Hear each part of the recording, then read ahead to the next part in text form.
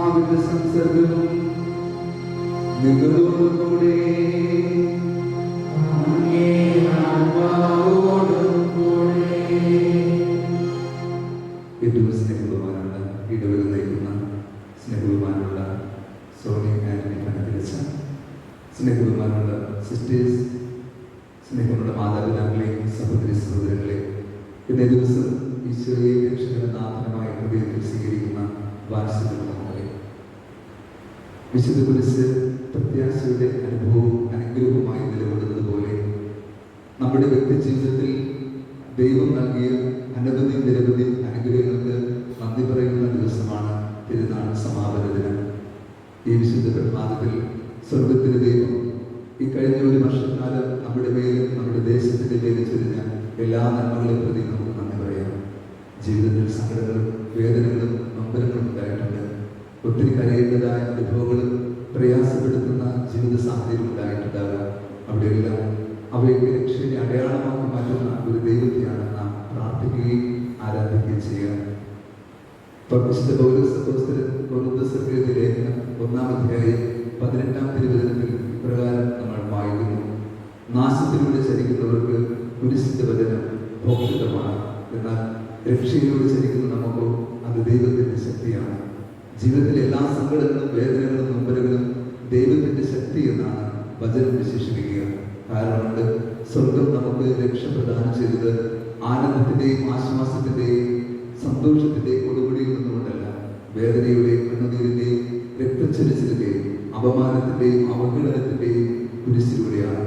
ഓർക്കുക, ഈ കുരിശ് രക്ഷയുടെ അടയാളമായി തീരുന്നത് പോലെ നമ്മുടെ ജീവിതത്തിലെ അനുദിന കുരിശുകൾ, വേദനകൾ, നൊമ്പരങ്ങൾ ദൈവത്തിന് ഹിതമായി തീരാൻ അവിടുത്തെ തിരുമനസ്സത്ത് ജീവിതത്തെ സ്വീകരിക്കുവാൻ വേണ്ട ആത്മീയ കരുത്തും കൃപയും ഈ വേളയിൽ പ്രാർത്ഥിക്കാം.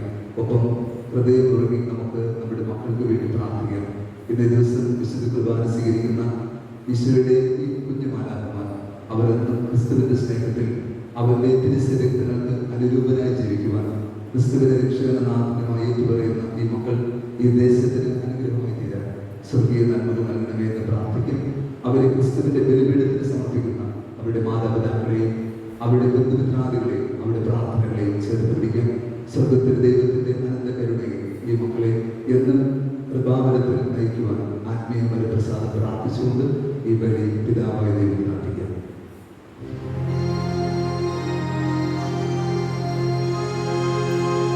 സഹോദരരെ, ദിവ്യരഹസ്യങ്ങൾ കൊണ്ടാടുന്നതിന് നാം യോഗ്യരാകേണ്ടത്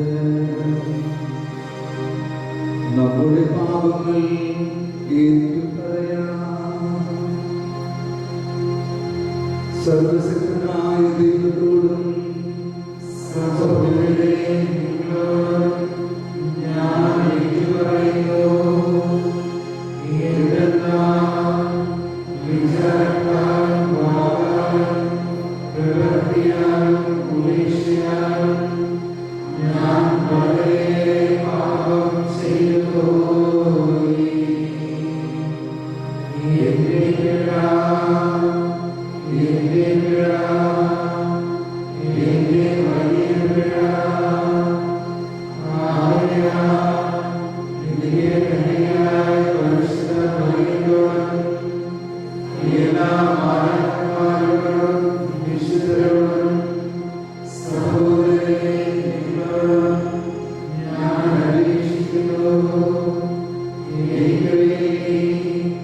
നമ്മുടെ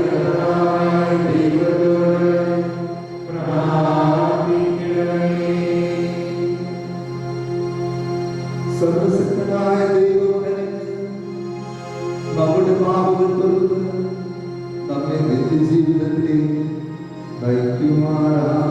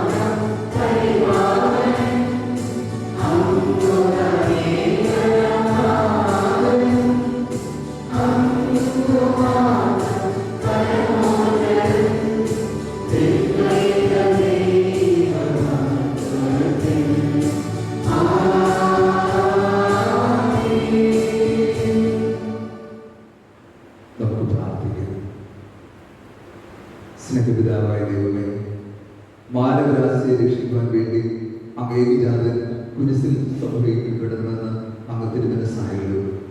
ഭൂമിയിൽ അവിടുത്തെ ദിവ്യ രഹസ്യം ഗ്രഹിക്കുന്ന ഞങ്ങളെ സ്വർഗത്തിൽ അവിടുത്തെ പരിത്രാണത്തിന്റെ ഫലം കൈവരിക്കുവാൻ അർഹരാകത്തക്ക വിധം പുണ്യപൂർണ്ണതയിൽ ജീവിക്കുവാൻ ഞങ്ങൾക്ക് അനുഗ്രഹം നൽകണമെന്ന് ഞങ്ങൾ പ്രാർത്ഥിക്കുന്നു. ഇന്നേ ദിനം അങ്ങേ രക്ഷകനാഥനുമായി ഏറ്റുപറഞ്ഞ് ഹൃദയത്തിൽ അങ്ങേ സ്വീകരിക്കുന്ന അങ്ങേ വത്സരമകളെ കാരുണ്യപൂർവ്വം അനുഗ്രഹിക്കുകയും പവിത്രീകരിക്കുകയും ചെയ്യണമേ. അങ്ങനെ ഇവർ നിർമ്മല മാനസരായി ജീവിച്ച് നിത്യബോധത്തിന് അർഹരായി തീരട്ടെ. അങ്ങയുടെ പരിശുദ്ധാത്മാവുമായുള്ള ഐക്യത്തിൽ എന്നെന്നും ദൈവമായി ജീവിക്കുകയും വാഴുകയും ചെയ്യുന്ന ഞങ്ങളുടെ കർത്താവ് അങ്ങയുടെ പുത്രനുമായ യേശു ക്രിസ്തുവിൽ ഞങ്ങൾ സമർപ്പിക്കുന്ന പ്രാർത്ഥന കേട്ടുകൊള്ളണമേ. ആമേൻ.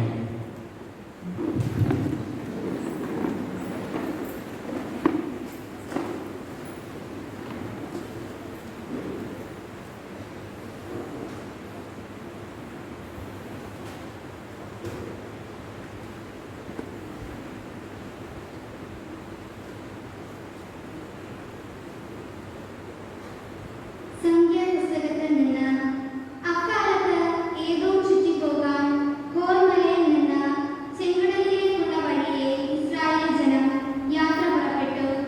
യാത്രാമധ്യേ ജനം അക്ഷമരായി. ദൈവത്തിനും മോശയ്ക്കുമെതിരായി അവർ സംസാരിച്ചു. ഈ മരുഭൂമിയിൽ മരിക്കാൻ നീ ഞങ്ങളെ ഈജിപ്തിൽ നിന്ന് കൊണ്ടുവന്നതെന്തിന്? ഇവിടെ അപ്പമോ വെള്ളമോ ഇല്ല. വിലകെട്ട ഈ അപ്പം തിന്ന് ഞങ്ങൾ മടുത്തു. അപ്പോൾ കർത്താവ് ജനത്തിന്റെ ഇടയിലേക്ക് ആത്മീയ സർപ്പങ്ങളെ അയച്ചു. അവയുടെ ദംശനമേറ്റ ഇസ്രായേലിൽ വളരെ പേർ മരിച്ചു. ജനം മോശയുടെ അടുക്കൽ വന്ന് പറഞ്ഞു, അങ്ങേക്കും കർത്താവിനുമെതിരായി സംസാരിച്ച് ഞങ്ങൾ പാപം ചെയ്തു. ഈ സർപ്പങ്ങളെ പിൻവലിക്കാൻ കർത്താവിനോട് പ്രാർത്ഥിക്കണമേ. മോശ ജനത്തിനു വേണ്ടി പ്രാർത്ഥിച്ചു. കർത്താവ് മോശയോട് അരുൾ ചെയ്തു, ഒരു പിച്ചള സർപ്പത്തെ ഉണ്ടാക്കി വടിയിൽ ഉയർത്തി നിർത്തുക. ദംശനമേൽക്കുന്നവർ അതിനെ നോക്കിയാൽ മരിക്കുകയില്ല. മോശ പിച്ചള കൊണ്ട് ഒരു സർപ്പത്തെ ഉണ്ടാക്കി അതിനെ വടിയിൽ ഉയർത്തി നിർത്തി. ദംശനമേറ്റവർ പിച്ചള സർപ്പത്തെ നോക്കി അവർ ജീവിച്ചു. കർത്താവിന്റെ വചനം. പ്രതിവചന സങ്കീർത്തനം. കർത്താവിന്റെ പ്രവൃത്തികൾ വിസ്മരിക്കരുത്. എന്റെ ജനമേ, എന്റെ ഉപദേശം ശ്രവിക്കുക. എന്റെ വാക്കുകൾക്ക് ചെവി തരിക. ഞാൻ ഒരു ഉപമ പറയാം. പുരാതന ചരിത്രത്തിന്റെ പൊരുൾ ഞാൻ വ്യക്തമാക്കാം. കർത്താവിന്റെ പ്രവൃത്തികൾ വിസ്മരിക്കരുത്. അവിടുന്ന് അവരെ വധിച്ചപ്പോൾ അവർ അവിടുത്തെ തേടി. അവർ അനുഭവിച്ച് ദൈവത്തിങ്കലേക്ക് തീവ്രതയോടെ തിരിഞ്ഞു. ദൈവമാണ് തങ്ങളുടെ അത്ഭുതശീലയെന്നും അത്യുന്നതനായ ദൈവമാണ് ഞങ്ങളെ വീണ്ടെടുക്കുന്നവനെന്നും അവർ അനുസ്മരിച്ചു. കർത്താവിന്റെ പ്രവൃത്തികൾ വിസ്മരിക്കരുത്. എങ്കിലും അവരുടെ സ്തുതി കപടമായിരുന്നു. അവരുടെ നാവിൽ നിന്ന് വന്നത് നുണയായിരുന്നു. അവരുടെ ഹൃദയം അവിടുത്തോട് ചേർന്നു നിന്നില്ല. അവിടുത്തെ ഉടമ്പടിയോട് വിശ്വസ്തത പുലർത്തിയില്ല. കർത്താവിന്റെ പ്രവൃത്തികൾ വിസ്മരിക്കരുത്. എങ്കിലും കാരുണ്യവാനായ അവിടുന്ന് അവരുടെ അകൃത്യങ്ങൾ ക്ഷമിച്ചു. അവരെ നശിപ്പിച്ചില്ല. പലപ്പോഴും അവിടുന്ന് കോപമടക്കി. തന്റെ ക്രോധം ആളിക്കത്താൻ അനുവദിച്ചില്ല. കർത്താവിന്റെ പ്രവൃത്തികൾ വിസ്മരിക്കരുത്.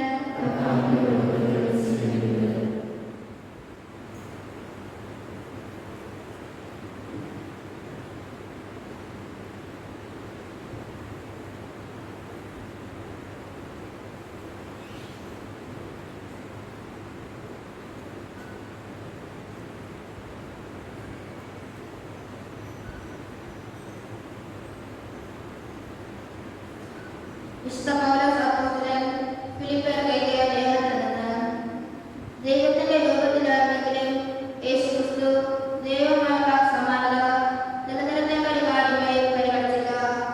തന്നെ തന്നെ ശൂന്യനാക്കിക്കൊണ്ട് ദാസന്റെ രൂപം സ്വീകരിച്ച് മനുഷ്യരുടെ സാദൃശ്യത്തിൽ ആയിത്തീർന്ന് അവരുടെ മനുഷ്യരെ പോലെ കാണപ്പെട്ടു. മരണം വരെ, അതേ കുരിശുമരണം വരെ അനുസരണമുള്ളവനായി തന്നെ തന്നെ താഴ്ത്തി. ആകയാൽ ദൈവം അവനെ അത്യധികം ഉയർത്തി.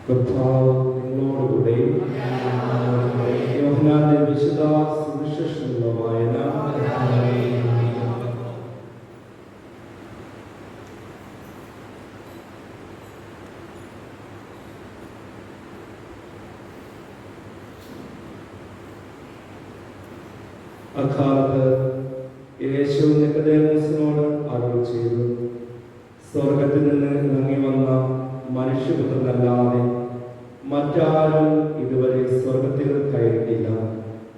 മോശ മരുഭൂമിയിൽ സർപ്പത്തെ ഉയർത്തിയതുപോലെ തന്നിൽ വിശ്വസിക്കുന്നവർ നിത്യജീവൻ ഉണ്ടാകേണ്ടതിന് മനുഷ്യപുത്രനും ഉയർത്തപ്പെടേണ്ടിയിരിക്കുന്നു. എന്നാൽ അവനിൽ വിശ്വസിക്കുന്ന ഏവനും നശിച്ചു പോകാതെ നിത്യജീവൻ പ്രാപിക്കുന്നതിന് വേണ്ടി തൻ്റെ ഏകജാതന് നൽകാൻ തക്കവിധം ദൈവം ലോകത്തെ അത്രമാത്രം സ്നേഹിച്ചു. ദൈവം തൻ്റെ പുത്രനെ ലോകത്തിലേക്ക് അയച്ചത് ലോകത്തെ ശിക്ഷയ്ക്ക് വിധിക്കാനല്ല, പ്രത്യുത അവൻ വഴി ലോകം രക്ഷ പ്രാപിക്കാനാണ്. ക്രിസ്തുവിന്റെ സുവിശേഷം. വിശുദ്ധ കുരിശിന്റെ മഹത്വീകരണത്തിന്റെ തിരുനാൾ ആഘോഷിച്ചത് ദൈവത്തെ മഹത്വപ്പെടുത്തുന്ന പാലപ്പുഴയുടെ വകയിലെ പ്രിയ ദൈവങ്ങളെ, ഈ വിശുദ്ധ ദിനത്തിന്റെ പ്രാർത്ഥനാശംസകൾ സ്നേഹപൂർവ്വം ഞങ്ങൾ നേരുന്നു. ആധുനിക ലോകത്തിൽ കുരിശ് എന്നത് നമുക്ക് ഇഷ്ടപ്പെടാൻ പറ്റാത്ത, ഉൾക്കൊള്ളാനാകാത്ത, മാറ്റി നിർത്താൻ ആഗ്രഹിക്കുന്ന ഒരു വസ്തുതയാണ്. കുരിശ് എന്ന് കേൾക്കുമ്പോൾ തന്നെ നമ്മൾ അസ്വസ്ഥരാകുന്നു. നമുക്ക് ഇഷ്ടമില്ലാത്ത എന്തോ സംസാരിക്കുന്നത് പോലെ നമുക്ക് തോന്നുന്നു. മറ്റെന്തെങ്കിലും പറഞ്ഞിരുന്നുവെങ്കിൽ എന്ന് ആഗ്രഹിച്ചു തോന്നുന്നു. പക്ഷെ ഓർക്കുക, ക്രൈസ്തവരായ നമ്മെ സംബന്ധിച്ചിടത്തോളം കുരിശ് മാറ്റി നിർത്തപ്പെടേണ്ടതും തിരസ്കരിക്കപ്പെടേണ്ടതും സംസാരിക്കപ്പെടാൻ പാടില്ലാത്തതുമായ ഒരു വിഷയമല്ല, മറിച്ച് ഇത് വ്യക്തിരക്ഷയുടെ വിഷയമാണ്. കുരിശ് വേദനയുടെയും സങ്കടങ്ങളുടെയും മാത്രം അടയാളമല്ല, മറിച്ച് പിതാവിന്റെ ഇഷ്ടം നിറവേറ്റിയ പുത്രന്റെ അടയാളമാണ് കുരിശ്. ഭൂമിയിൽ നിനക്ക് ദുഃഖമുണ്ടെങ്കിൽ, വേദനയുണ്ടെങ്കിൽ, സങ്കടങ്ങളും പ്രയാസവും പ്രതിസന്ധികളും ഉണ്ടെങ്കിൽ ഓർക്കുക, നീ പിതാവിന്റെ ഇഷ്ടം നിറവേറ്റുന്ന പുത്രന്റെ അടയാളമായി രൂപാന്തരപ്പെട്ടുകൊണ്ടിരിക്കുന്നു. അതുകൊണ്ടാണ് നീ സഹിക്കേണ്ടി വരുന്നത്, ജീവിതത്തിൽ പ്രതിസന്ധിയിലൂടെ കടന്നു പോകേണ്ടി വരുന്നത്. വിശുദ്ധ ബൈബിളിൽ സഹനദാസനായി നമ്മൾ കാണുന്നത് ജോബ് എന്ന് പറയുന്ന ഒരു വ്യക്തിയാണ്. അദ്ദേഹത്തിന്റെ ജീവിത അനുഭവം നമുക്കറിയാം. ഒത്തിരിയധികം സൗഭാഗ്യങ്ങൾ നിറഞ്ഞ ഒരു മനുഷ്യനായിരുന്നു. പൊടുനിലവെ ജീവിതത്തിലെ സൗഭാഗ്യങ്ങളെല്ലാം എടുത്തു മാറ്റപ്പെടുകയും ശരീരം മുഴുവൻ വ്രണം കൊണ്ട് നിറഞ്ഞ് അവൻ ധൂളിയിരിക്കുന്ന ഒരു ദുരനുഭവം ഉണ്ടാവുകയും ചെയ്യുന്നു. ഒരർത്ഥത്തിൽ ആ ദേശത്തിൽ ഏറ്റവും അഭിമാനപൂർവ്വം ജീവിച്ചവർ ഒരു ദിവസം കൊണ്ട് ഏറ്റവും അപമാന മനുഷ്യനായി മാറി. അവനെക്കുറിച്ച് ഒത്തിരി പേർ വിലപിക്കുന്നുണ്ട്, സങ്കടപ്പെടുന്നുണ്ട്. അവന്റെ കൂട്ടുകാർ അവനോടൊപ്പം അനേക ദിവസങ്ങളിൽ വിലപിക്കുകയും അവന്റെ സങ്കടത്തിൽ കൂടെ നിൽക്കുകയും ചെയ്യുന്നു. പക്ഷേ അവനോടൊപ്പമായിരിക്കുന്ന അവന്റെ സുഹൃത്തുക്കൾ എല്ലാവരും പറയുന്നൊരു കാര്യമുണ്ട്: ജോബ്, നീ അനുഭവിക്കുന്ന ദുഃഖവും വേദനയും ഒക്കെ നിന്റെ പൂർവ്വപിതാക്കന്മാരുടെ പാപത്തിന്റെ പരിണിത ഫലമാണ്. നീ ഇത് കടന്നുപോയി തീരൂ. നെഞ്ചുപൊട്ടി ജോബ് കരയുന്നുണ്ട്. ദൈവത്തോട് ആകുലതകളും വ്യാകുലതകളും ഇറക്കി വെക്കുന്നുമുണ്ട്. ഒന്നിനും ഉത്തരം ലഭിക്കുന്നില്ല. മറ്റു ചില സുഹൃത്തുക്കൾ വന്ന് അവനോട് പറയുന്നു: ജോബെ, നീ രഹസ്യപാപം ചെയ്തിട്ടുണ്ട്. ദൈവമായ കർത്താവിന്റെ തിരുമുമ്പിൽ നീ ചെയ്ത രഹസ്യപാപങ്ങളുടെ ശിക്ഷയാണ് നീ ഇപ്പോൾ അനുഭവിക്കുന്നത്. അദ്ദേഹം നെഞ്ചുപൊട്ടി അവരോട് പറയുന്നുണ്ട്: ഇസ്രായേലിന്റെ പരിശുദ്ധനെതിരായി ഞാൻ ഒരു പാപവും ചെയ്തിട്ടില്ല. മറ്റു ചില സുഹൃത്തുക്കൾ അവനോട് പറയുന്നു, നിന്റെ കുടുംബക്കാർ, നിന്റെ മക്കളും ജീവിത പങ്കാളി ഈ പാപം ചെയ്തു, അതാണ് ഈ തിന്മകൾക്കെല്ലാം കാരണം. നീ അനുഭവിക്കുന്ന എല്ലാ ദുരന്തവും നിന്റെ കുടുംബത്തിന്റെ പാപഭാരമാണ്. എല്ലാം നെഞ്ചിലേറ്റി പൊട്ടിക്കരയുന്ന ജോബ് ദൈവത്തോട് വാഗ്വാദത്തിൽ ഇടപെടുകയാണ്. ദൈവത്തെ പല പ്രാവശ്യം ജോബ് ചോദ്യം ചെയ്യുന്നുണ്ട്. ജോബിന്റെ പുസ്തകം 32-ാം അധ്യായം 7-ാം അധ്യായത്തിൽ 7-ാം വാക്യത്തിൽ നമ്മൾ കാണുന്നുണ്ട്. ജോബിന്റെ ഈ ചോദ്യം ചെയ്യലുകളൊക്കെ വളരെ ആഴമായി മുന്നോട്ട് പോകുമ്പോൾ ജോബിന്റെ അടുക്കിലേക്ക് ഒരു സുഹൃത്ത് വരുന്നുണ്ട്. അവന്റെ പേര് എലീഹു എന്നാണ്. അവൻ ഇപ്രകാരമാണ് സംസാരം ആരംഭിക്കുക: ജോബേ, ഞാൻ ഇത്രയും സമയം നിന്നോട് സംസാരിക്കാതിരുന്നത് ഞാൻ പ്രായത്തിൽ ചെറുപ്പക്കാരനായതുകൊണ്ടും എനിക്ക് മുൻപേ സംസാരിച്ചവരെല്ലാം ഒത്തിരി ജീവിതാനുഭവമുള്ളവരും പ്രായം ഏറിയവരായതുകൊണ്ടുമാണ്. എന്നാൽ എല്ലാവരും സംസാരിച്ചു കഴിഞ്ഞിരിക്കെ ഞാൻ ഇനി എന്റെ ന്യായം എന്നോട് പറയട്ടെ. ജോബേ, നീ അനുഭവിക്കുന്ന ദുഃഖവും വേദനയും നമ്പരവും നിന്റെയോ നിന്റെ പൂർവ്വപിതാക്കന്മാരുടെയോ നിന്റെ കുടുംബത്തിന്റെയോ നിന്റെ മക്കളുടെയോ പാപത്തിന്റെയോ ചെയ്തു പോയ തെറ്റിന്റെ പരിഹാരമായോ അല്ല, മറിച്ച് ഇത് ദൈവഹിതമാണ്. എന്നാൽ ചോദ്യം ചെയ്യാൻ നമുക്ക് ആർക്കും അവകാശമില്ല. എന്തെന്നാൽ തുല്യ ശക്തികൾ തമ്മിൽ മാത്രമേ ചോദ്യം ചെയ്യപ്പെടാൻ പാടുള്ളൂ. ദൈവം ദൈവവും മനുഷ്യൻ മനുഷ്യനുമാണ്. ഞാനും നീയും ഒരു പിടി മണ്ണവും ഒരു പിടി ചാരവും മാത്രമാണ്. നമുക്ക് ദൈവത്തിന്റെ പദ്ധതികളെ, അവന്റെ പ്രവൃത്തികളെ ചോദ്യം ചെയ്യുവാനോ കുറ്റപ്പെടുത്തുവാനോ നമുക്ക് അവകാശമില്ല എന്ന് എലീഹു ജോബിനോട് പറയുമ്പോൾ എന്തോ ആത്മനിർവൃതി തിരിച്ചറിഞ്ഞതുപോലെ ഈ ജോബ് ഇപ്രകാരമാണ് പറയുന്നത്. ജോബിന്റെ പുസ്തകം 40-ാം അധ്യായത്തിൽ നമ്മൾ വായിക്കുന്ന സംഭവമാണത്. ജോബ് ഇപ്രകാരം പറഞ്ഞു: ഞാൻ എന്റെ പാപമൊന്നും ഞാൻ ഇനി കണ്ടില്ല. ആ നിമിഷം വരെ ദൈവത്തോട് പരാതികൾ വരുമ്പോൾ പറഞ്ഞിരുന്ന ജോബ് പാപത്തെ കൊണ്ട് പറയുന്നു, ഞാനിനി മിണ്ടില്ല, ഞാൻ എന്റെ പാപത്തുന്നു. സത്യത്തിൽ ജീവിത ദുഃഖങ്ങളുടെയും വേദനകളുടെയും അർത്ഥവും ദൈവിക പദ്ധതിയും നമ്മൾ തിരിച്ചറിഞ്ഞു കഴിയുമ്പോൾ നമ്മൾ സ്വയം പറയും, ഞാനിനി ഒന്നും മിണ്ടില്ല. ഈ ദുഃഖത്തിന്റെ പിന്നിൽ, ഈ വേദനയ്ക്ക് പിന്നിൽ ദൈവത്തിന്റെ വലിയൊരു പദ്ധതിയുണ്ട്. അത് എന്റെയും എന്റെ കുടുംബത്തിന്റെയും എന്റെ ദേശത്തിന്റെയും എന്റെ ഭാവി സ്വപ്നങ്ങളുടെയും നന്മയ്ക്കാണ്.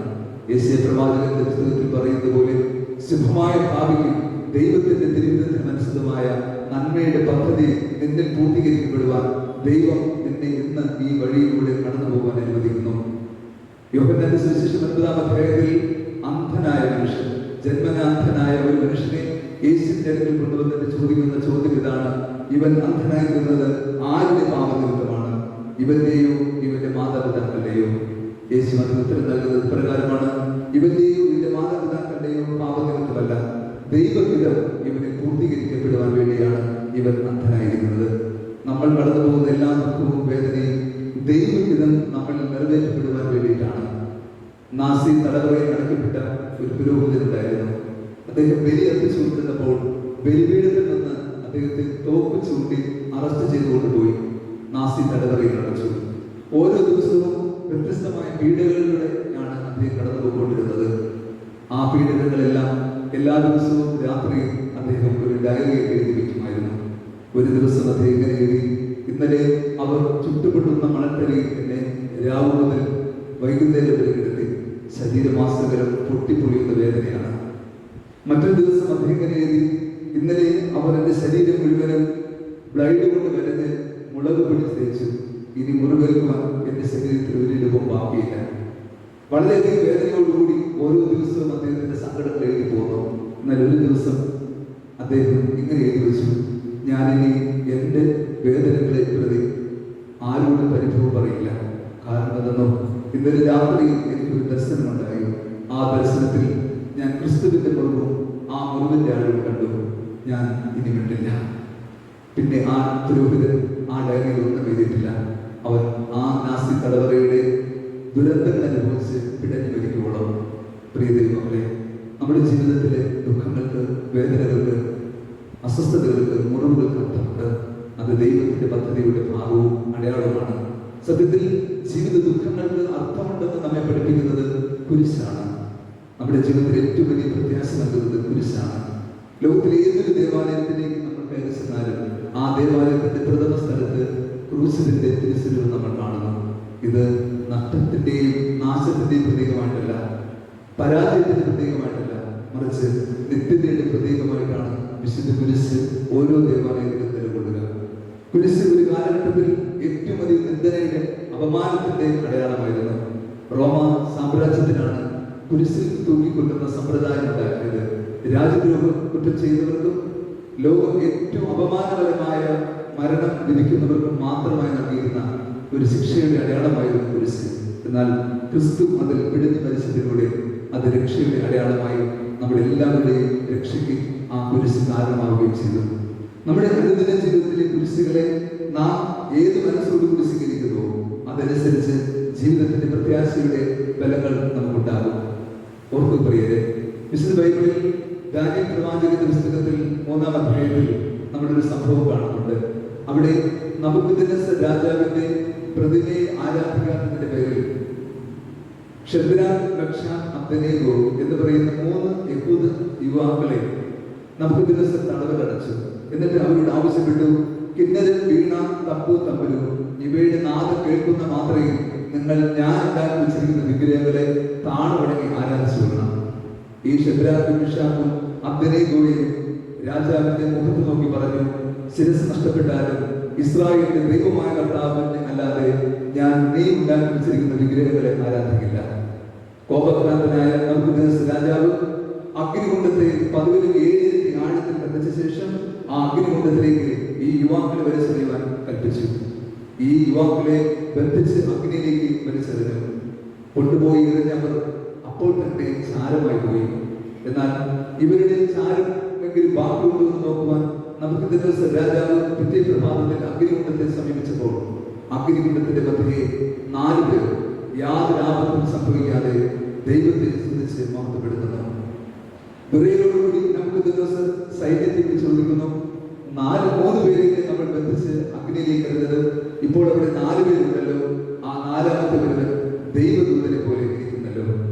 സത്യമാണ് പ്രിയരെ, ഭൂമിയിൽ 3 പേർ ഒരുമിച്ച് സഹിക്കുമ്പോൾ 4ാമതൊരുവനായി നിന്റെ ദൈവം കൂടെ സഹിക്കുന്നു. ഭവനത്തിൽ അപ്പനും അമ്മയും മക്കളും സഹിക്കുമ്പോൾ മറ്റൊരുവനായി നിന്റെ ദൈവവും കൂടെ സഹിക്കുന്നു. ഇസ്രായേൽ ജനത്തെ ദൈവമായ കർത്താവ് തേനും പാലും ഒഴുകുന്ന കാനാൻ ദേശത്ത് എത്തിച്ചത് 40 സംവത്സരം കൊണ്ടായിരുന്നു. ദുരിതപൂർണമായ യാത്രയായിരുന്നു അത്. പക്ഷെ ഓർക്കുക, പകൽ മേഘത്തണലായി രാത്രി അഗ്നിത്തണ്ടായി സ്വർഗത്തിലെ ദൈവം അവിടെ കൂടി ഉണ്ടായിരുന്നു. നിന്റെ ജീവിതത്തിന്റെ മുറിവുകളിലൂടെ, സങ്കടങ്ങളിലൂടെ നീ യാത്ര ചെയ്യുമ്പോൾ നിന്റെ ദൈവം നിനക്ക് തണലായി പ്രകാശമായി കൂടെയുണ്ട്. അവന്റെ കൃപയുടെ മുഖത്തേക്ക് നോക്കി നീ യാത്ര ചെയ്യുക. ഇന്നത്തെ സുവിശേഷത്തിൽ നമ്മൾ കണ്ടു, അഗ്നിയ സർപ്പങ്ങളുടെ ബന്ധനത്തിൽ പെട്ടുപോയ ജനത്തെ രക്ഷിക്കുവാൻ വേണ്ടി ദൈവമായ കർത്താവ് മോസസിനോട് പിത്തള സർപ്പത്തെ ഉണ്ടാക്കി ഉയർത്തുവാൻ പറഞ്ഞു. യോഹന്നാന്റെ സുവിശേഷത്തിൽ 3-ാം അധ്യായത്തിൽ യേശു അതേ സംഭവം ആവർത്തിച്ചുകൊണ്ട് പറയുന്നു, അതുപോലെ മനുഷ്യപുത്രൻ ഉയർത്തപ്പെടേണ്ടിയിരിക്കുന്നു. അന്ന് പിത്തള സർപ്പത്തെ നോക്കിയപ്പോൾ അവർ രക്ഷ പ്രാപിച്ചു. എങ്കിൽ ഇന്ന് ക്രിസ്തു മുകളിൽ ഉയർത്തപ്പെടുമ്പോൾ അവനിലേക്ക് നോക്കി വരും, രക്ഷ പ്രാപിക്കും.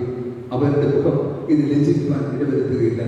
തന്റെ ഏകജാതിയിൽ വിശ്വസിക്കുന്ന ആരും നശിച്ചു പോകാതെ നിത്യജീവൻ പ്രാപിക്കുന്നതിന് വേണ്ടി തന്റെ സുഖനെ നൽകുവാൻ വിധം ദൈവം ലോകത്തെ അത്രമാത്രം സ്നേഹിച്ചു.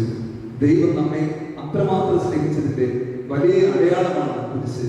ഇന്ന് ലോകം മുഴുവനുള്ള ദേവാലയങ്ങളിൽ വിശുദ്ധ കുരിശിന്റെ മഹത്വീകരണത്തിൽ നാം ആഘോഷിച്ചുകൊണ്ട് ദൈവത്തെ മഹത്വപ്പെടുത്തുമ്പോൾ നമുക്ക് നമ്മുടെ ജീവിത കുരിശുകളെ പ്രതി പരാതി പറയാതിരിക്കാം, സങ്കടപ്പെടാതിരിക്കാം. മറിച്ച് നമ്മുടെ കുരിശുകളെ, വേദനകളെ, നൊമ്പരങ്ങളെ ക്രിസ്തുവിന്റെ കുരിശിനോട് ചേർത്ത് പിടിക്കാം.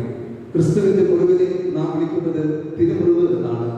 പ്രിയ ദൈവമക്കളെ, ഞാനും നിങ്ങളും നമ്മുടെ മുറിവുകളെ അവന്റെ മുറിവിനോട് ചേർത്ത് പിടിക്കുമ്പോൾ നമ്മുടെ മുറിവ് തിരുമുറിവായി മാറും.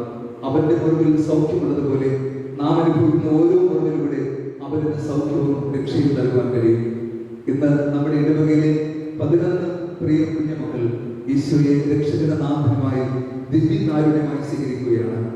വിശുദ്ധ ബൈബിളിൽ യോഹന്നാന്റെ സുവിശേഷം 6-ാം അധ്യായം മുഴുവനും വിശുദ്ധ ദിവ്യകാരുണ്യമായി ബന്ധപ്പെട്ട എല്ലാ ചോദ്യങ്ങൾക്കും സംശയങ്ങൾക്കും ഉത്തരം നൽകുന്നുണ്ട്. യേശുനാഥൻ ഇപ്രകാരമാണ് പറയുക, സ്വർഗത്തിൽ നിന്ന് ഇറങ്ങി വന്ന ജീവനുള്ള അപ്പം ഞാനാകുന്നു.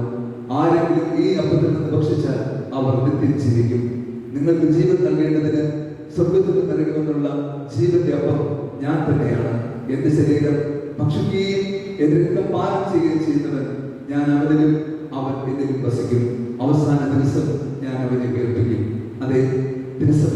2000 വർഷമായി വിശുദ്ധ ബലിപീഠത്തിൽ ബലിയർപ്പിക്കുവാൻ ആരംഭിച്ചിട്ട് ഇന്നോളം ആ ബലി തുടരപ്പെടുന്നു. എന്തിനു വേണ്ടിയെന്നോ, ഇത് നിത്യജീവന്റെ അപ്പവും നിത്യരക്ഷയുടെ പാനപാത്രവുമാകിയാൽ വിശുദ്ധ കുർബാനയിലൂടെ യേശുവിനെ രക്ഷകനാഥനുമായി മക്കളെ നിങ്ങൾ ഏറ്റുപറയുമ്പോൾ ഓർക്കുക, ഹൃദയത്തിൽ അവന്റെ സ്നേഹത്തിന്റെ ചൈതന്യവും കൃപയും ഉണ്ടാകണം. നിങ്ങൾ ധരിച്ചിരിക്കുന്ന വെള്ളവസ്ത്രം പോലെ, നിങ്ങളുടെ കയ്യിൽ പിടിച്ചിരിക്കുന്ന തൂവെണ്ണ കൈത്തിരി പോലെ നിങ്ങളുടെ ജീവിതവും ദൈവത്തിന് ധന്യമാകണമെന്ന് ദൈവം ആഗ്രഹിക്കുന്നു. തിന്മയുടെയും പാപത്തിന്റെയും ദർശനമേറ്റ ഒരു ലോകത്താണ് നമ്മൾ ജീവിക്കുക. എങ്ങും നമ്മൾ സുരക്ഷിതരാകുന്നില്ല. എപ്പോഴും എവിടെയും തിന്മയുടെയും ദാഷ്ട്യത്തിന്റെയും അവഗണനത്തിന്റെയും അസ്വസ്ഥതയുടെയും അനുഭവങ്ങൾ നമുക്കുണ്ടാകുമ്പോൾ അവിടെയൊക്കെ ക്രിസ്തുവിനെ നോക്കി ജീവിക്കുവാൻ, വിശുദ്ധിയിൽ ജീവിക്കുവാൻ അത്ര എളുപ്പമല്ല. ഈ ഒരു വെല്ലുവിളിയാണ് ഇന്ന് ക്രിസ്തു നമ്മുടെ നേരെ നീട്ടിപ്പിടിക്കുക. അവനെ തിരിച്ചരക്തമായി നിങ്ങൾക്ക് നൽകിക്കൊണ്ട് മറ്റൊരു ക്രിസ്തുവായി ജീവിക്കുവാനുള്ള വിളിയും പ്രചോദനമാണ് നൽകപ്പെടുക. ഇന്ന് ക്രിസ്തുവിനെ ഹൃദയത്തിൽ സ്വീകരിക്കുന്ന മക്കളെ, ഇന്ന് മുതൽ ജീവിതാന്ത്യം വരെ ഏറ്റവും വിശ്വസ്തതയുള്ള യേശുവിന്റെ പ്രിയ മകനായി മകളായി ജീവിക്കുമെന്ന് നിങ്ങൾ പ്രതിജ്ഞ എടുക്കുക. അതിനുള്ളിൽ ഉണ്ടാകുന്ന എല്ലാ പ്രതിസന്ധികളെയും അതിജീവിക്കുവാൻ സ്വർഗം നിങ്ങൾക്ക് കൃപ നൽകും. ഒപ്പം നിങ്ങളെ വിശുദ്ധ ബലിപീഠത്തിന് സമർപ്പിക്കുന്ന നിങ്ങളുടെ മാതാപിതാക്കൾക്ക് വേണ്ടി എന്നും കണ്ണുനീരോടുകൂടി പ്രാർത്ഥിക്കുക. മാതാപിതാക്കളുടെ അനുഗ്രഹം നിങ്ങളുടെ ജീവിതത്തിലുടനീളം കൃപയുടെ ബലമായി കൂടെ ഉണ്ടാകും. നമ്മുടെ ജീവിതത്തിൽ ആശ്വാസത്തിന്റെയും ആനന്ദത്തിന്റെയും ആ അനുഭവം നൽകുവാൻ മാതാപിതാക്കൾക്ക് മാത്രമേ കഴിയൂ. നിങ്ങളുടെ ജീവിതത്തിൽ എത്രമാത്രം മാതാപിതാക്കളുടെ സ്നേഹത്തിൽ നിങ്ങൾ നിലനിൽക്കുന്നോ അത്രയേറെ നിങ്ങൾ സുരക്ഷിതരായിരിക്കുകയും ചെയ്യും. ഈ ഭൂമിയിൽ സ്വർഗത്തിലെ ദൈവം നിങ്ങളെ ഏൽപ്പിച്ചിരിക്കുന്നത് നിങ്ങളുടെ മാതാപിതാക്കളുടെ കരങ്ങളിലേക്കാണ്. അവരെ ഭൂമിയിലെ ദൈവങ്ങളായി കണ്ട് അംഗീകരിക്കുവാൻ, ഉൾക്കൊള്ളുവാൻ, സ്നേഹിക്കുവാൻ, അനുസരിക്കുവാൻ, കൃപയോടുകൂടി അവർക്ക് വിധേയപ്പെട്ട് ജീവിക്കുവാൻ നമ്മൾ പരിശ്രമിക്കുമ്പോൾ നിങ്ങൾ ഈശോയ്ക്ക് ഏറ്റവും പ്രിയമുള്ള മക്കളായി മാറും. ക്രിസ്തു ദൈവപുത്രനായിരുന്നിട്ട് പോലും മാതാപിതാക്കൾക്ക് പരിപൂർണ്ണ വിധേയപ്പെട്ട് ജീവിച്ചതെന്ന് ബൈബിൾ നമ്മെ പഠിപ്പിക്കുന്നു. 30 വർഷക്കാലം മാതാപിതാക്കളുടെ ഏറ്റവും വാത്സല്യപുത്രനായി ക്രിസ്തു നസറത്തിലെ ഭവനത്തിൽ അവർക്ക് വിധേയപ്പെട്ട് ജീവിച്ചു. അത് നമുക്കൊരു മാതൃക പ്രചോദനമാണ്. നമുക്ക് മാതാപിതാക്കളോട് വിധേയപ്പെട്ട് അവർക്ക് സ്നേഹപൂർവ്വം അനുസരണത്തിൽ കീഴ്പ്പെട്ട് ജീവിച്ചുകൊണ്ട് ക്രിസ്തുവിന്റെ തിരുവിഷ്ടം നിറവേറ്റുന്ന മക്കളായി തീരാൻ ഇന്ന് ദിവ്യകാരുണ്യത്തിലൂടെ യേശുവിനെ രക്ഷകനാഥനുമായി നിങ്ങളേറ്റ് പറയുമ്പോൾ ജീവിതാന്ത്യത്തോളം ആ വിശുദ്ധതയിൽ നിലനിൽക്കുവാൻ സ്വർഗം നിങ്ങൾക്ക് അനുഗ്രഹം നൽകട്ടെ എന്ന് പ്രാർത്ഥിക്കുന്നു. ഈ വിശുദ്ധ ദിനത്തിന്റെ എല്ലാ നന്മകളും പ്രാർത്ഥനകളും വിശുദ്ധ കുരിശിന്റെ മഹത്വീകരണത്തിന്റെ തിരുനാൾ ദിനത്തിൽ ഞാൻ നിങ്ങൾക്ക് നേരുന്നു. ദൈവം നിങ്ങൾ എല്ലാവരെയും സമൃദ്ധമായി അനുഗ്രഹിക്കട്ടെ. ആമേൻ. നമുക്ക് എല്ലാവർക്കും എഴുന്നേറ്റ് നിൽക്കാം.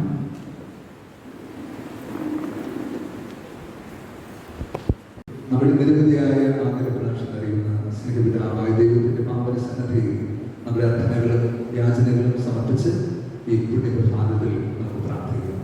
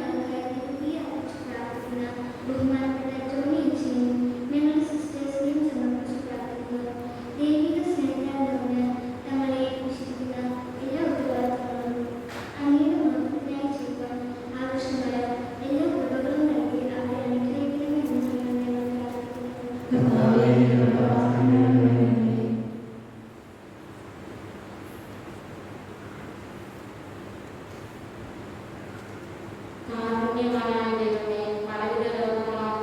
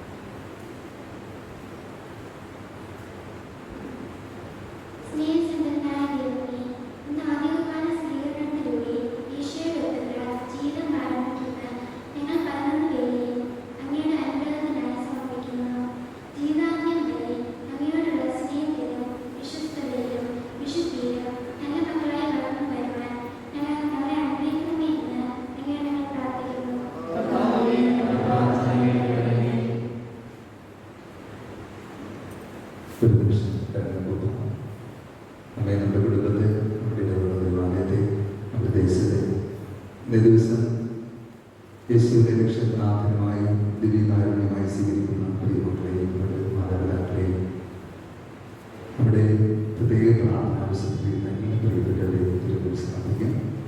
കൊറോണ വൈറസ് മൂലം പ്രതിസന്ധിയിലായിരിക്കുന്ന ആഗോള രാജ്യത്തെ അവിടുത്തെ കാരുണ്യത്താൽ സുഖപ്പെടുത്തുന്നതിന് പ്രാർത്ഥിക്കാം. അവിടെ എല്ലാ ആത്മകളും യാചനത്തിലൂടെ സമർപ്പിക്കാം. സ്നേഹപിതാവായ ദൈവമേ, അങ്ങേ പരിസരമുള്ള ഞങ്ങളെ ഈ വിശുദ്ധ പ്രഭാതത്തിൽ അങ്ങേ തിരുസന്നിധിയിൽ പ്രാർത്ഥിക്കുവാനും യാചിക്കുവാനുമായി അങ്ങ് ഒരുമിച്ച് കിട്ടിയല്ലോ. ഞങ്ങൾ അങ്ങേ തിരുസന്നിധിയിൽ സമർപ്പിച്ചത് ഞങ്ങളുടെ ഹൃദയത്തിൽ എല്ലാ പ്രാർത്ഥനകളും കൃപയോട് സ്വീകരിക്കുകയും ആവശ്യമായ കൃപാവരങ്ങൾ നൽകി ഞങ്ങളെയും ഞങ്ങളുടെ പ്രിയമക്കളെയും ഞങ്ങളുടെ ദേശത്തെയും ലോകം മുഴുവനെയും സമൃദ്ധമായ അനുഗ്രഹിക്കണമേ. ഞങ്ങളുടെ ഭാവമായ ക്രിസ്തു വഴി ഞങ്ങൾ സമർപ്പിക്കുന്ന പ്രാർത്ഥന കേട്ടുതരണമേ.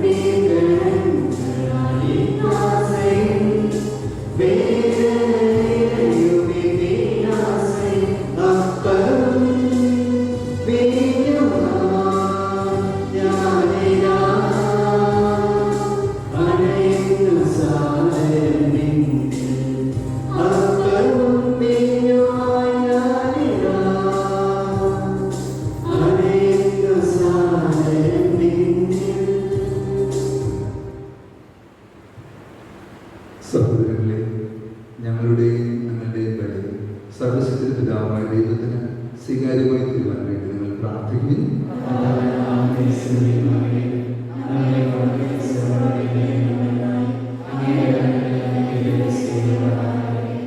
കർത്താവായ ദൈവമേ, കുരിശിന്റെ ധാരയിൽ സർവ്വലോകത്തിന്റെയും പാപം നീക്കുന്ന ഈ കാഴ്ച ഞങ്ങൾ എല്ലാ തിന്മകളിൽ നിന്ന് വിശുദ്ധീകരിക്കപ്പെടണമെന്ന് ഞങ്ങൾ പ്രാർത്ഥിക്കുന്നു.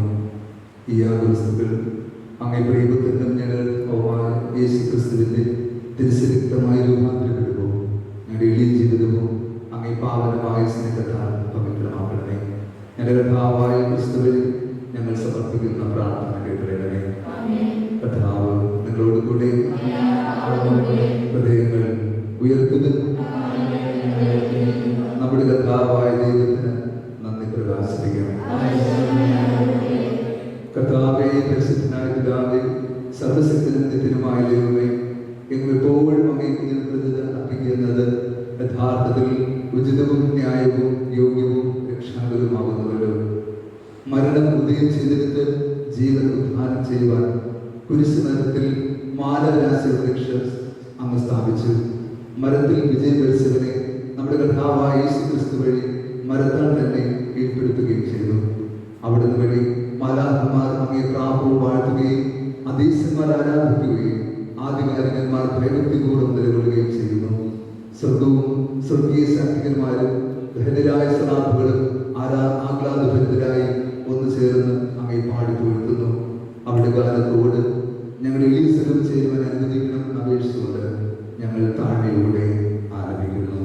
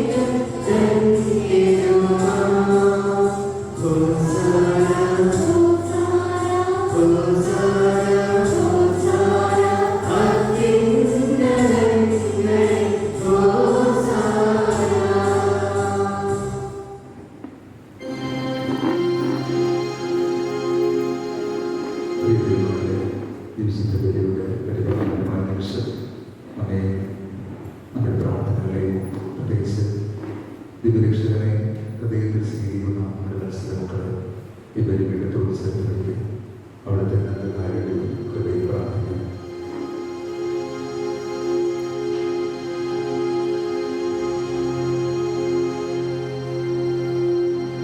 കർത്താവേ,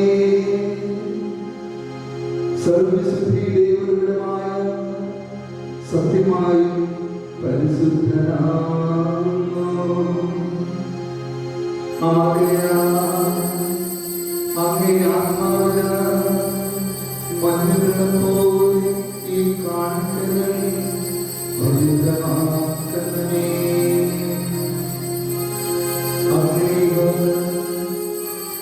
ഞങ്ങളുടെ കർത്താവായ യേശു ക്രിസ്തുവിന്റെ ശരീരവും രക്തവുമായി തീരുമാറാകട്ടെ. അവിടുന്ന് ഒറ്റിക്കൊടുക്കപ്പെട്ട് സമരസാല പീഡനം സഹിച്ചപ്പോൾ അപ്പമെടുത്ത് കൃതജ്ഞത പ്രകാശിപ്പിച്ച് മുറിച്ച് തന്റെ ശിഷ്യന്മാർക്ക് കൊടുത്തുകൊണ്ട് അരുളി ചെയ്തു, എല്ലാവരും ഇതിൽ നിന്ന് വാങ്ങി ഭക്ഷിക്കുന്നു. എന്തെന്നാൽ ഇത് നിങ്ങൾക്ക് വേണ്ടി അർപ്പിക്കുവാനിരിക്കുന്ന എന്റെ ശരീരം ആകുന്നു.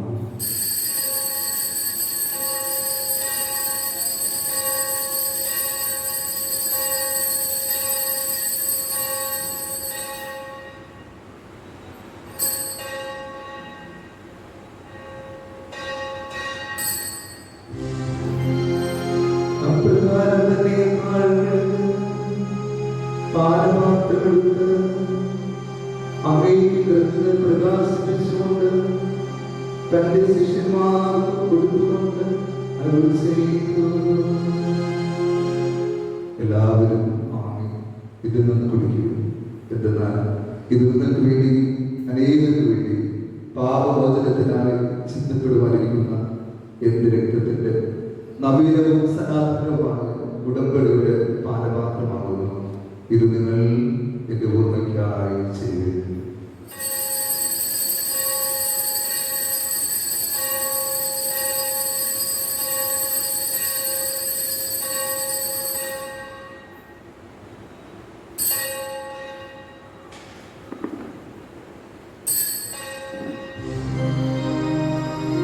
വിശ്വാസത്തിന്റെ രഹസ്യം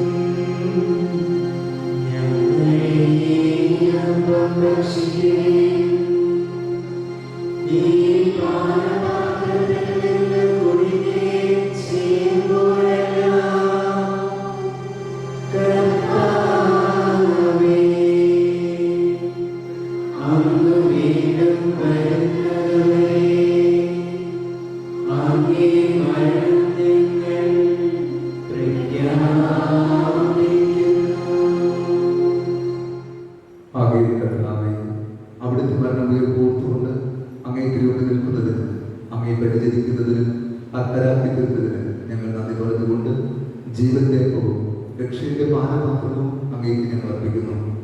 ക്രിസ്തുവിന്റെ ശരീരത്തിലും രക്തത്തിലും പങ്കുചേരുന്ന ഞങ്ങളെ പരിശുദ്ധാത്മാവിൽ ഒന്നായി ചേർക്കണമെന്ന് താഴ്മയോടുകൂടി ഞങ്ങൾ അപേക്ഷിക്കുന്നു.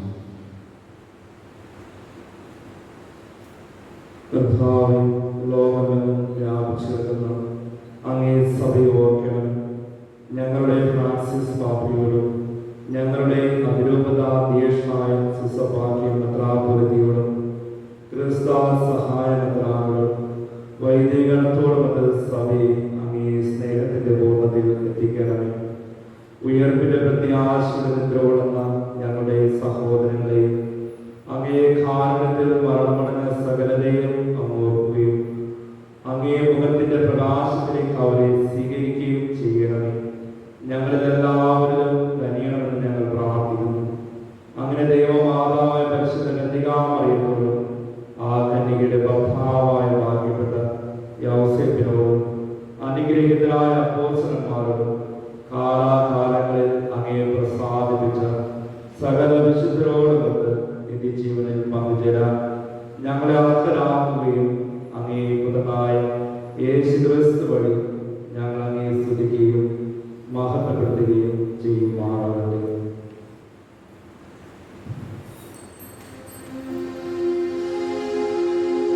ക്രിസ്തുവിനോടെ ക്രിസ്തുവിനോടുകൂടെ ക്രിസ്തുവിൽ തന്നെ സർവശക്തനായ ദൈവപിതാവായ അങ്ങേക്ക് പരിശുദ്ധാത്മാവായ ഐക്യത്തിൽ എല്ലാ ബഹുമതിയും മഹത്വവും എന്നും എന്നേക്കും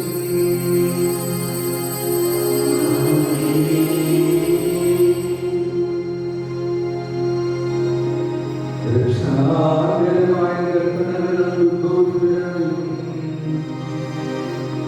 ദിവ്യോപദേശത്താൽ രൂപവൽകൃതരായി നിർഭയം നമുക്ക് ഏറ്റുപാടാം.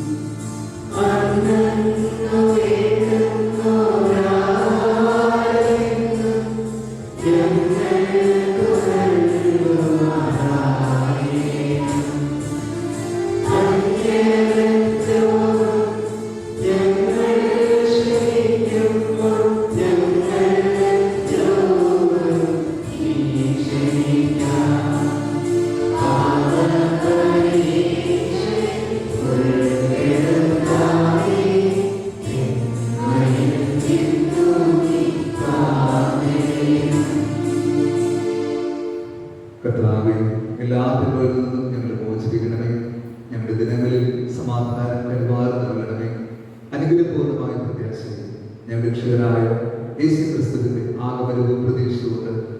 അങ്ങേ കരുണയുടെ സഹായത്താൽ ശക്തി പ്രാപിച്ച് ഞങ്ങളെപ്പോഴും പാപത്തിൽ നിന്ന് മോചിതരാവുകയും എല്ലാ വിപത്തിൽ നിന്ന് സുരക്ഷിതരാവുകയും ചെയ്യുമാറാകട്ടെ.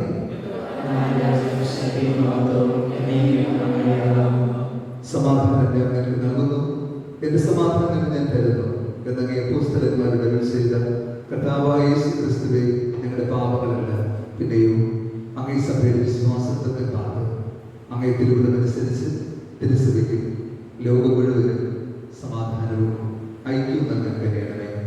എന്നും ജീവിക്കുകയും വാഴുകയും ചെയ്യുന്ന അങ്ങ് ഈ പ്രാർത്ഥന കേട്ടിടണമേ. കർത്താവിന്റെ സമാധാനം നിങ്ങളോടുകൂടെ എപ്പോഴും ഉണ്ടായിരിക്കട്ടെ. നിങ്ങൾ പരസ്പരം സമാധാനം ആശംസിക്കും.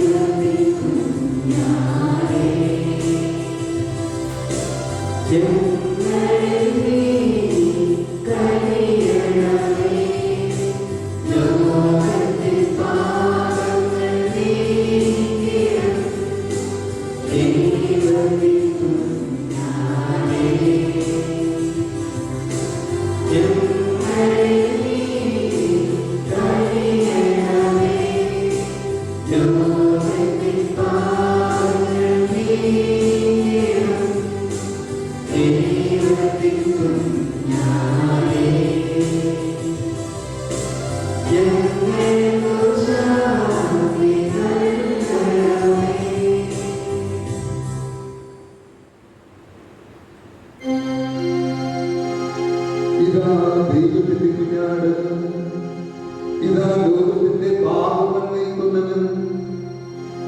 കുഞ്ഞാടിന്റെ വിരൽ ക്ഷണിക്കപ്പെട്ടിരിക്കുന്നവർ അനുഗ്രഹിക്കുക.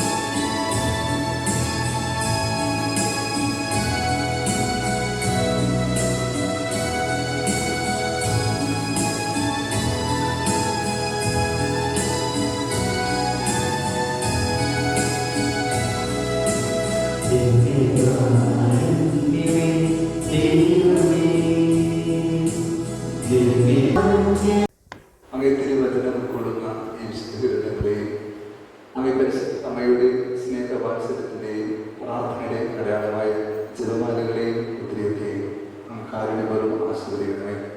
ഇവ ധരിക്കുന്ന അങ്ങേ വത്സല മക്കൾ വിശ്വാസത്തിൽ വിശുദ്ധിയും കൃഷ്ണമരുന്ന സ്നേഹത്തോടെ ജീവിക്കുവാനും പരിശുദ്ധ അമ്മയുടെ വാത്സല്യം ഇവർക്ക് അനുഭവവേദ്യമാകുവാനും ഇവരുടെ ജീവിതം നിർമ്മലമാക്കുവാനും തിരുവചനാധിഷ്ഠിതമായി ജീവിച്ച് അങ്ങേ തിരുവിഷ്ടം നിറവേറ്റുവാൻ ഇവർ അനുഗ്രഹീതരായി തീരുമാനികൾ വരുത്തണമേ.